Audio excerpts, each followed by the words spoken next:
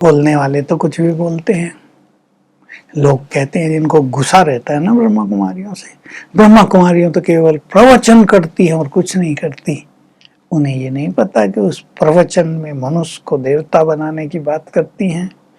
वो एक सुंदर देव सभ्यता का निर्माण कर रही हैं। कई लोग सोचते हैं ब्रह्मा कुमारियां तो केवल भाषण करती हैं और कुछ नहीं करती।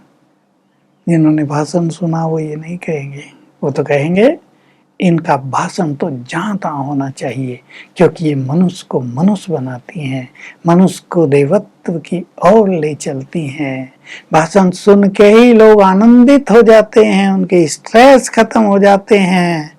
तो ये सब भ्रांतियां संसार में फैलाते हैं लोग, हर व्यक्ति के लिए फैलाते हैं। जितने महान पुरुष हुए, क्या उनके बारे में संसार ने भ्रांतियां नहीं फैलाई? क्या महात्मा गांधी को गाली नहीं देते थे लोग? क्या स्वामी विवेकानंद के बारे में अनाप शनाप नहीं बोलते थे? क्या स्वामी दयानंद का विरोध नहीं हुआ था? ये तो लोगों का काम है। लेकिन ब्रह्मा कुमारियां तो एक महान कार्य कर रही हैं। और समाज के अनेक क्षेत्र आज हम देखते हैं, लोगों के जीवन में कितने व्यसन हैं, कितनी बुराइयां हैं।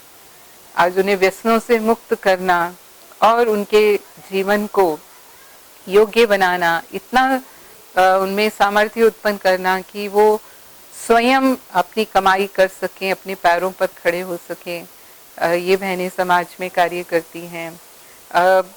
पूरे गांव-गांव में जाकर के वो सबके अंदर आध्यात्मिक जागृति लाते हैं। आज हम देखते हैं समाज में कितना मूल्यों का ह्रास हुआ है, तो उनमें पुनः मूल्यों का विकास हो, उनका जीवन श्रेष्ठ बने, उनका जीवन ऊंच बने, ये जागृति लाते हैं ज्ञान के द्वारा।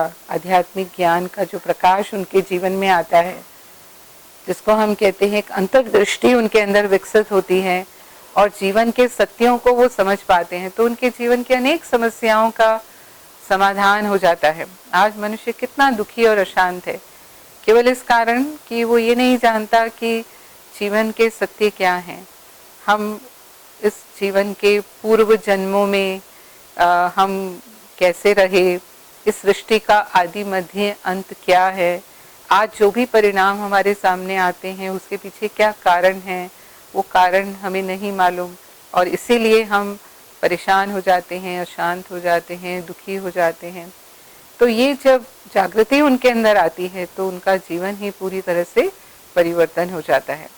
तो बहनें समाज की इतनी उत्तम सेवा कर रही हैं, कहेंगे मनुष्यों को पुरुषोत्तम बना रहे हैं। वैसे कहते हैं आज का मनुष्य तो मनुष्य ही नहीं रहा, मनुष्य की स्थिति तो जानवर जैसी है, लेकिन उसे मानव बनाना और मानव से देव तुल्य बनाना, वैसे सर्वगुण संपन्न उनके अंदर सर्वगुण विकसित करना, ये कार्य श्रेष्ठ कार्य बहनों के द्वारा जन जन के लिए किया जाता है।